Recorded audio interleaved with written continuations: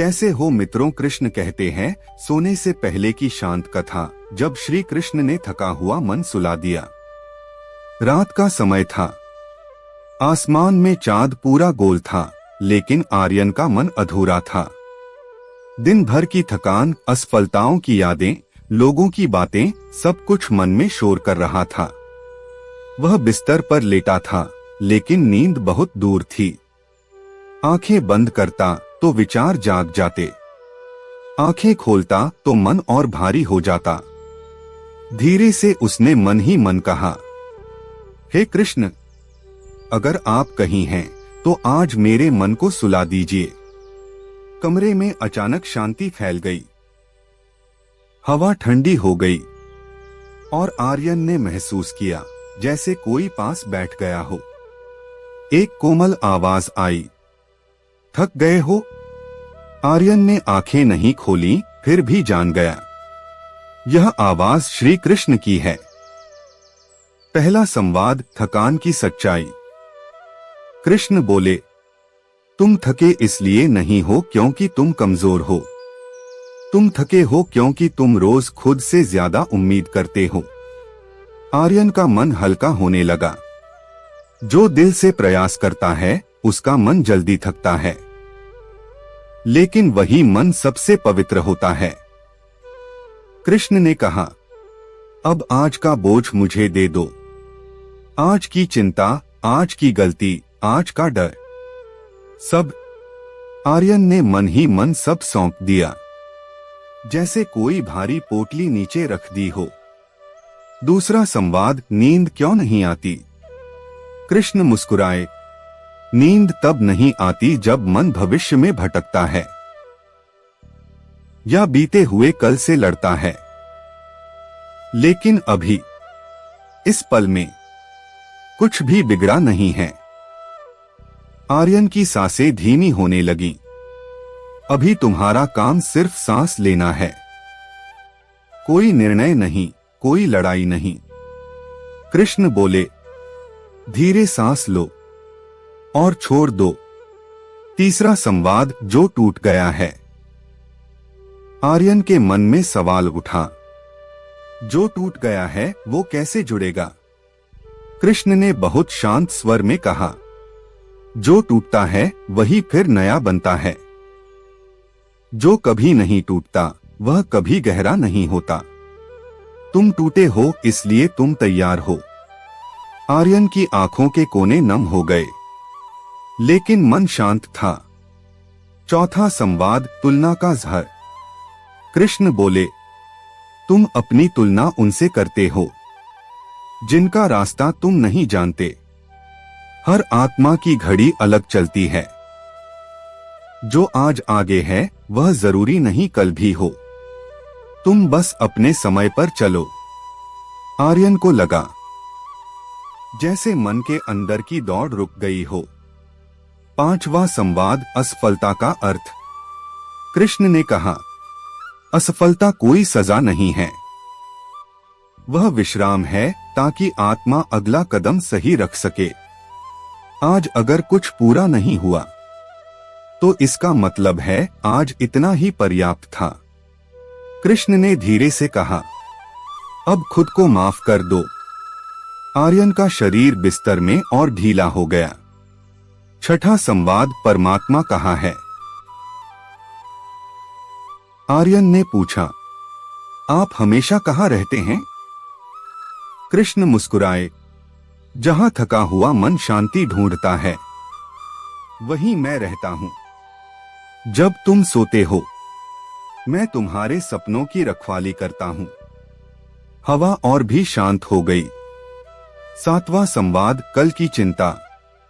कृष्ण बोले, कल का भार आज मत उठाओ। कल का सूरज अपनी रोशनी खुद लाएगा।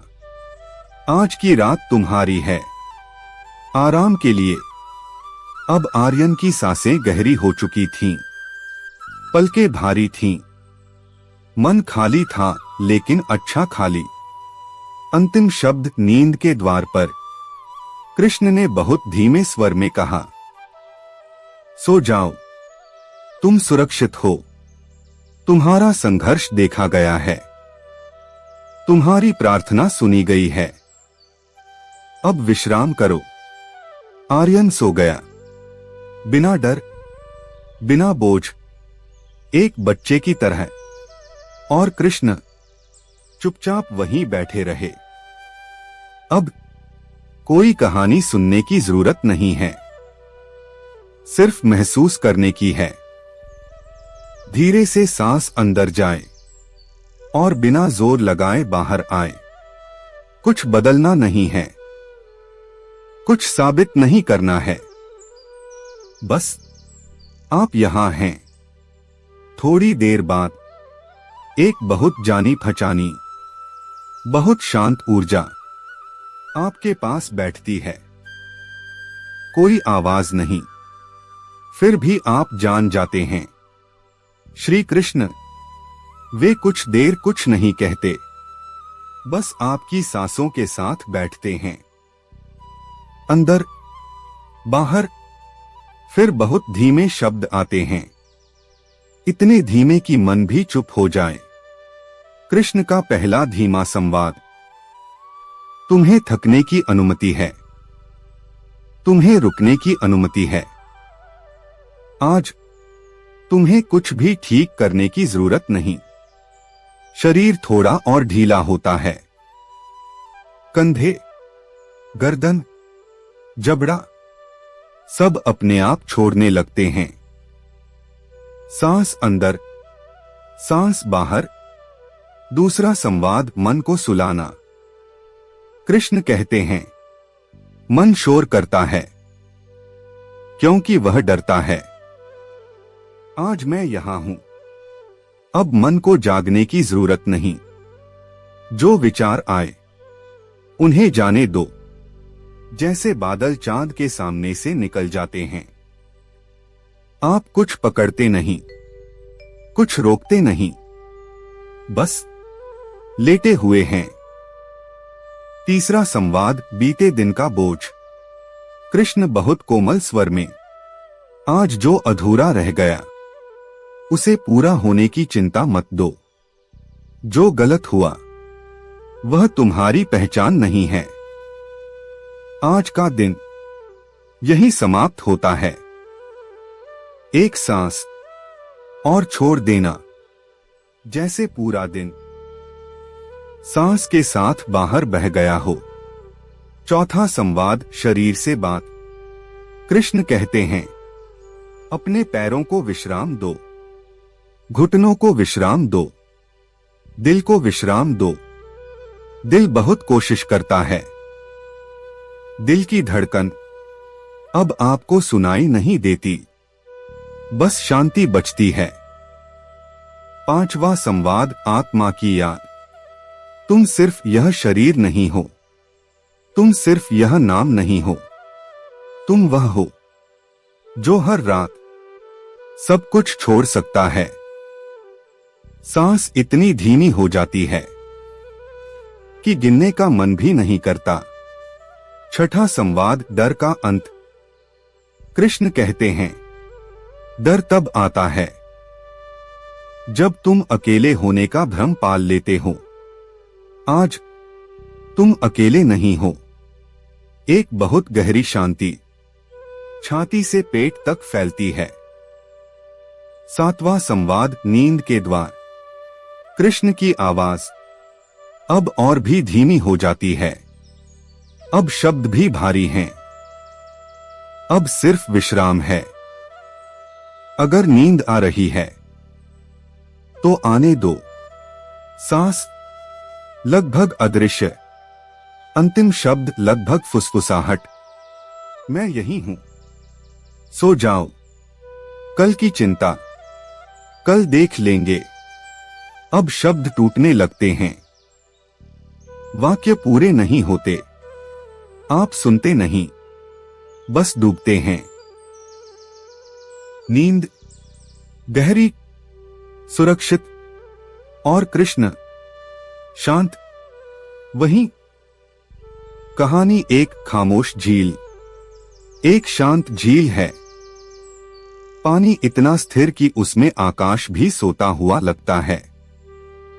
आप झील के किनारे बैठे हैं, कुछ करने नहीं आए, बस बैठे हैं। हवा बहुत हल्की है, इतनी हल्की कि पत्ते भी आवाज नहीं करते। आप सांस लेते हैं और झील की सतह और शांत हो जाती है। कोई याद नहीं, कोई योजना नहीं, बस यह क्षण। थोड़ी देर में आप महसूस करते हैं जैसे आपका मन भी झील बन गया हो, स्थिर, गहरा और सुरक्षित। झील कुछ नहीं कहती, नींद खुद आती है। कहानी 2 धीमी रेलगाड़ी। एक पुरानी रेलगाड़ी है। रात का समय है। डिब्बे में हल्की पीली रोशनी है। आप खिड़की के पास बैठे हैं। रेल बहुत धीरे चल रही है, छक छक, लेकिन बहुत दूर से। हर स्टेशन एक चिंता है और ट्रेन उसे पीछे छोड़ती जा रही है। हर सांस के साथ गाड़ी थोड़ी और धीमी। अब बाहर सिर्फ अंधेरा है और अंदर सिर्फ शांति। आंखें भारी हो जाती हैं। ट्रेन चलती रहती है और आप सो जाते हैं। कहानी 3 श्री कृष्ण की बांसुरी बहुत धीमी। रात है, चारों तरफ मौन। दूर कहीं बांसुरी की एक बहुत धीमी धुन। कोई गीत नहीं, कोई शब्द नहीं, बस एक लय जो दिल की धड़कन से मिल जाती है। हर सांस पर धुन और धीमी। मन पूछना छोड़ देता है, शरीर ढीला पड़ जाता है। कृष्ण कुछ नहीं कहते, बस बांसुरी और नींद कैसे इस्तेमाल करें। कहानी मन ही मन पढ़े या सुने, आंखें बंद रखें। अगर ध्यान टूटे कोई बात नहीं, नींद आ जाए तो वहीं रुक जाए। अगर चाहे तो मैं